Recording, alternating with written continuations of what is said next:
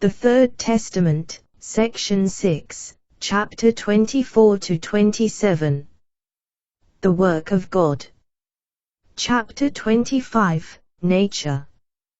The Laws of Nature. 1. I have taught you to see God as the All-One, as the wonder without limits to your spiritual imagination, as the force that causes movement and action throughout the universe, as the life that is revealed both in the simplest plant and in those worlds that orbit to millions in the universe without any of them disobeying the law that governs them. 2. That law is I, your God, is the law of incessant development, which amazes man and opens wide fields of research that allow him to penetrate more and more into the mysteries of nature.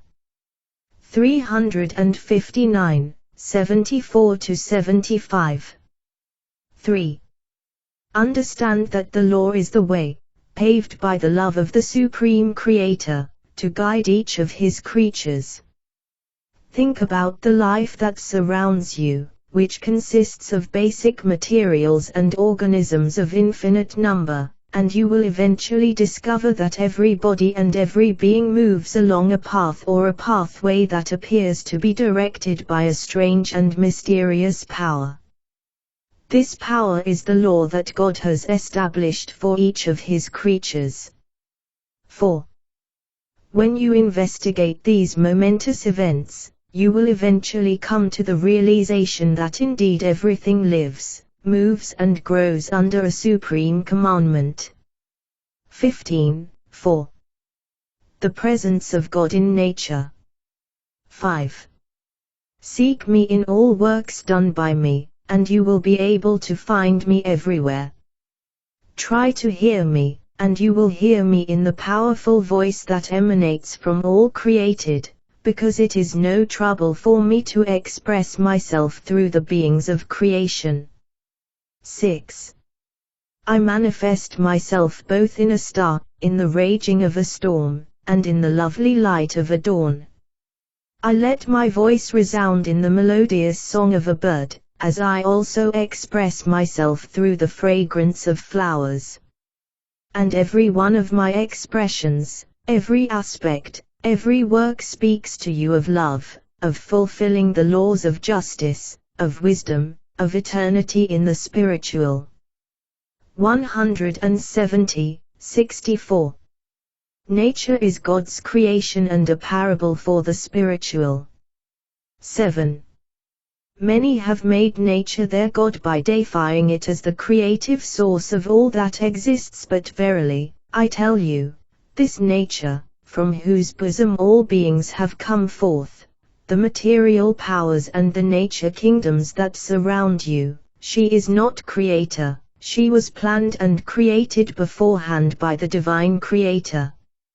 She is neither the cause nor the reason of life. I alone, your Lord, am the beginning and the end, the Alpha and the Omega. 26, 26. 8. Everything that surrounds and envelops you in this life is an image of eternal life, is a profound teaching explained through material forms and objects so that it can be understood. 9.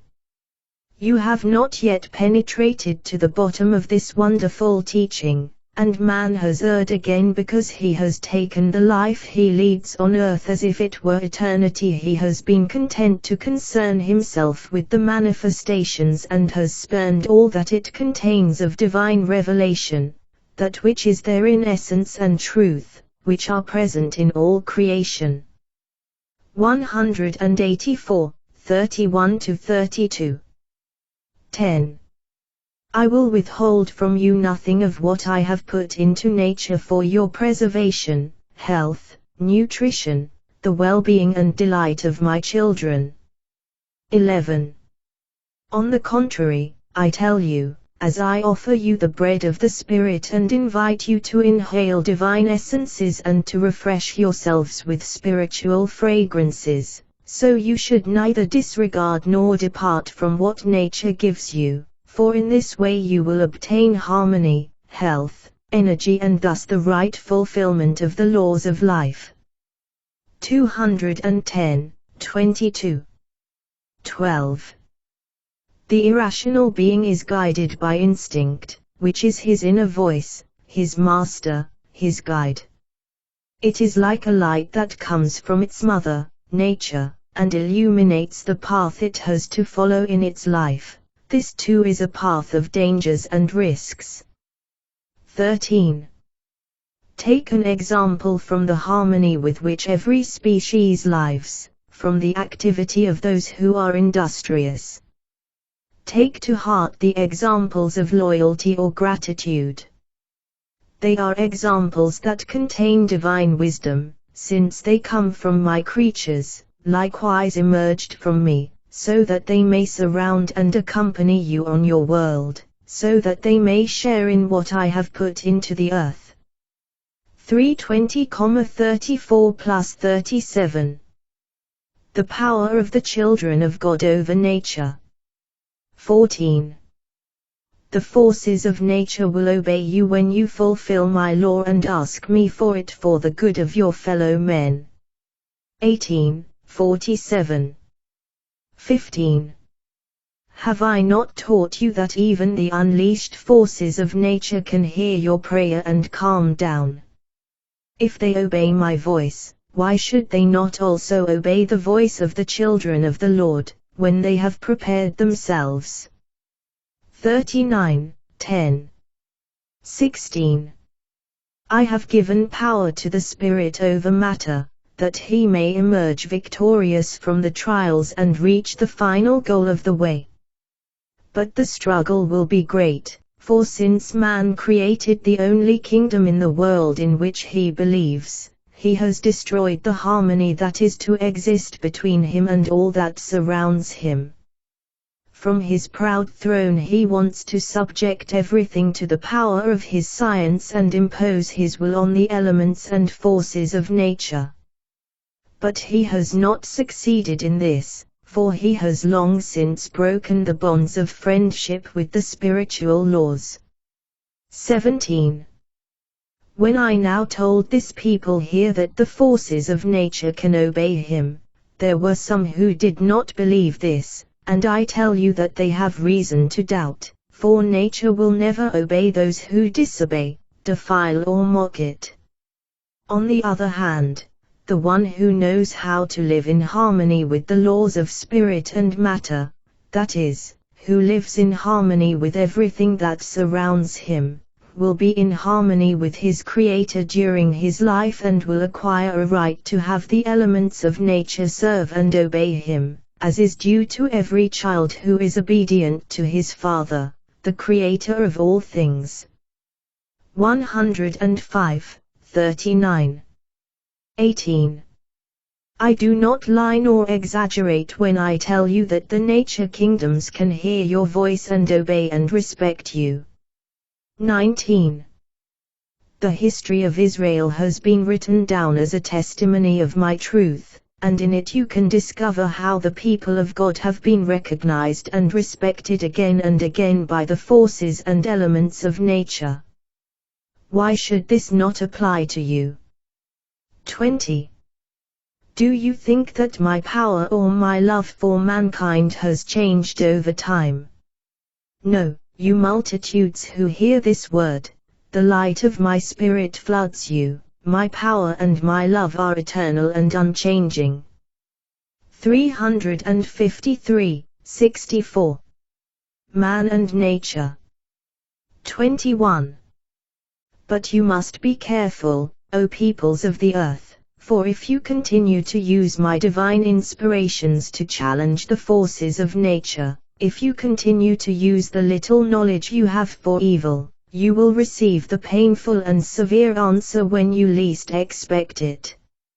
You challenge air, fire, earth, water and all forces, and you already know what your harvest will be if you do not correct your actions in time to stop the forces of nature unleashed by your unreasonableness. 22. I call your attention to the fact that you are about to make full the measure that my justice allows your free will, too much you challenge nature. And since you are the little ones who feel great, this word comes to warn you of the danger you are in. 17:60 U. 23. I told you that no leaf of the tree moves without my will, and now I tell you that no element obeys a will other than mine. 24. I also tell you that nature can be to men what they want, a mother lavish in blessings, caresses and food, or a barren desert where hunger and thirst reign, a master of wise and infinite revelations of life, goodness, love and eternity, or a relentless judge in the face of man's desecrations, disobedience and aberrations. 25. My Father's voice said to the first men, blessing them, be fruitful and multiply and fill the earth, and subdue it, and be lords over the fish of the sea, and over the birds of the sky, and over every creature that moves on the earth. 26. Yes, mankind, I created man that he should be Lord and have power in the airspace, in the waters, in all the land and in the nature kingdoms of creation, but I said, Lord, for men, in the opinion of dominating the earth with their science, are slaves. Although they believe to master the elements of nature, they become victims of their immaturity, their presumption and ignorance. 27. Human power and science has conquered the earth, the seas, and the airspace, but their power and violence are not in harmony with the power and violence of nature, which, as an expression of divine love, is life, wisdom, harmony, and perfection. In the works of men, in their science and power, only pride, selfishness, vanity and wickedness are manifested. 40:26-30. 28. Do you recognize the disturbed balance of natural forces and the most profound change they have undergone? Are you aware of why you are haunted by their unleashed powers? The reason is that you have broken the harmony that exists between spiritual and material life, causing the chaos in which you are now sinking. But as soon as humanity is obedient to the laws that govern life, everything will again be peace, abundance and bliss. 108:56. 29. How should your works on earth be perfect when I see you making enemies with the elements of nature, which are the very ones on which you live? 30. My teaching does not want to hinder you from using the elements and powers of nature, but it commands and teaches you to use them for good purposes. 31.